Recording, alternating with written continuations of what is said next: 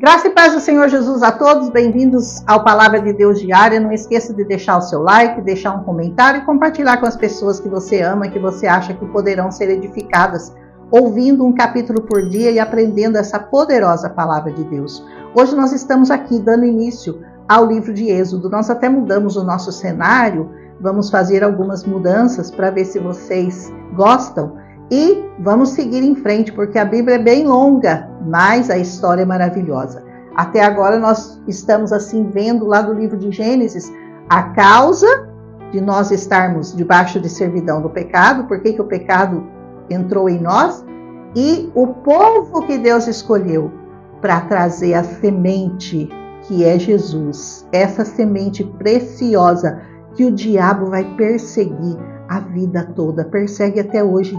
Se essa semente é lançada no seu coração, a semente do Deus de Abraão, do Deus de Isaac, do Deus de Jacó, o Deus de Israel, Jesus Cristo, ele vai tentar roubar essa semente de você. Até hoje ele está atrás dessa semente.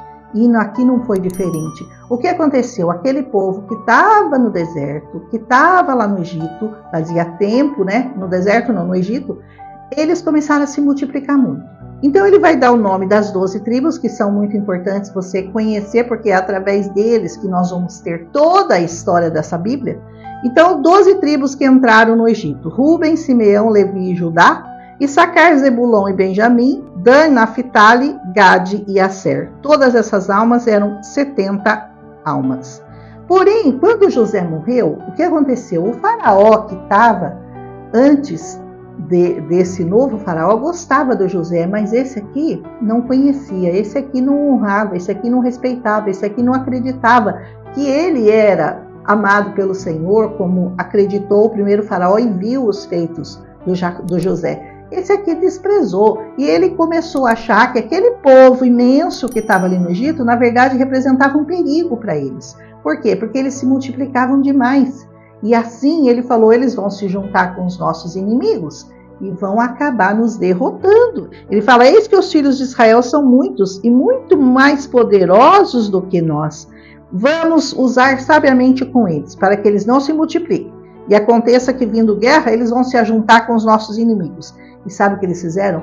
Puseram tributos pesados sobre ele, para afligirem a eles com suas cargas. Porque edificaram a Faraó cidades de tesouros, como Pitom e Ramsés. Então, o que eles fizeram? Aumentaram a carga de impostos, aumentaram o trabalho. Antes, eles só tinham que fazer os tijolos. Agora, eles eram obrigados a ir buscar os gravetos, buscar o barro e, mesmo assim, produzir o mesmo tanto de tijolos. Porque eles pensavam, se eles estiverem tão ocupados fazendo tudo isso, eles não vão ter tempo nem para honrar o Deus deles e nem muito menos para se multiplicar. Mas acontece o contrário: quanto mais eles os afligiam, mais eles se multiplicavam. E não é assim até hoje? O que aconteceu com os cristãos logo depois da morte de Jesus Cristo? Eles começaram a ser perseguidos, eles eram jogados aos leões, eles eram açoitados, eles eram aprisionados, eles eram queimados vivos, mas isso só fazia aumentar o número de cristãos na terra. E é assim, porque verdadeiramente o povo que Deus escolhe, aquele que ele separa para servi-lo, ninguém pode deter. Não há ninguém que possa deter o mover da mão de Deus nessa terra, mas o diabo tenta. Ele sempre vai tentar. E diz assim no versículo 14, assim lhe fizeram amargar a vida, vida dura, vida amarga, com dura servidão, em barro, em tijolos, com todo o trabalho no campo, com todo o seu serviço, e em todos que o serviam com muita dureza. Começaram a jogar peso.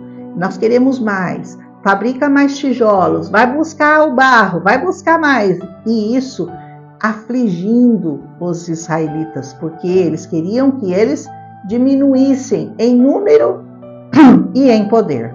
Mas aí acontece que, como eu falei, que o diabo está atrás da semente, e o diabo já sabe que a semente vem daquele povo.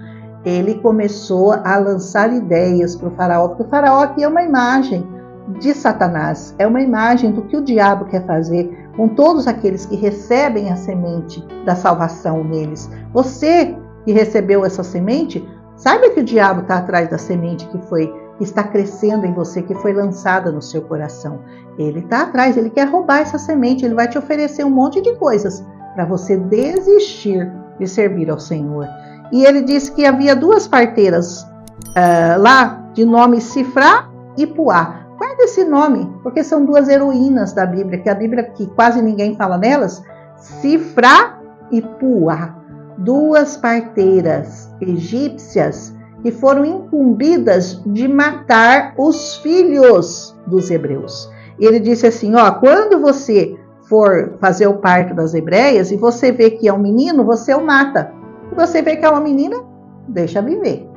Mas as parteiras temeram a Deus. Olha que coisa linda, elas nem conheciam o Senhor, mas elas temeram a Deus. Tem muita gente que não teme ao Senhor, que até conhece ao Senhor, mas não o teme verdadeiramente. Essas parteiras aqui, elas nem conheciam o Senhor, mas elas começaram a perceber que aquele povo era diferente, que aquelas mulheres eram diferentes, e elas não tiveram coragem de obedecer e deixavam todos com vida.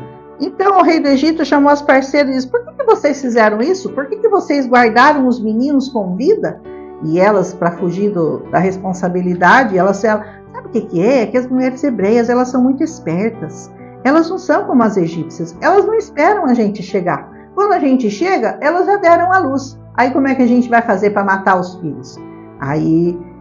Então, diz que aqui portanto, Deus fez bem a essas parteiras, ou seja, Deus visitou aquelas duas egípcias, Deus abençoou aquelas duas egípcias. Por quê? Porque elas fizeram bem àquele povo. Todo mundo que faz bem ao povo de Deus é abençoado, mesmo que não o conheça, é abençoado. Se você abençoa uma pessoa de Deus, verdadeiramente de Deus, saiba que você é que é abençoado. E o povo se aumentou e fortaleceu muito. Ou seja, aquele plano do faraó não deu certo. Mas ele não vai desistir. Ele vai fazer um novo plano no capítulo 2. Então ordenou ao seu povo dizendo, todos os filhos que nascerem, não, aqui no 1 ele já fala, lança no rio.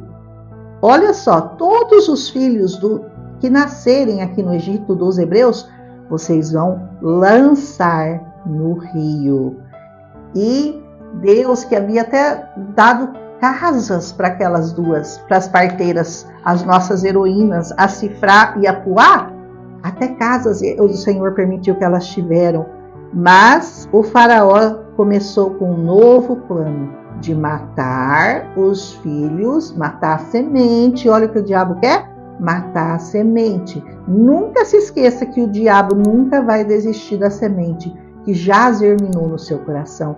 Se ela já está forte, se ela já é uma árvore frondosa, não se preocupe, porque ele vai continuar tentando. Mas ele é um fracassado, um derrotado, nós não vamos dar nenhuma honra, nenhuma glória para ele, porque ele já está derrotado na sua vida. Aleluia, fala aleluia. Amém. E assim termina o capítulo 1, aonde o faraó determina que todos os meninos que nascessem naquele tempo no Egito, que fossem hebreus, fossem lançados no rio. Amém? Vamos ver amanhã o que acontece com o nascimento de um personagem muito famoso, que vocês vão ouvir falar muito tempo aqui no livro do Êxodo. Um abraço em Cristo Jesus, não esquece de deixar o seu like e compartilhar. Amém? Até amanhã. O milagre visitou a minha casa.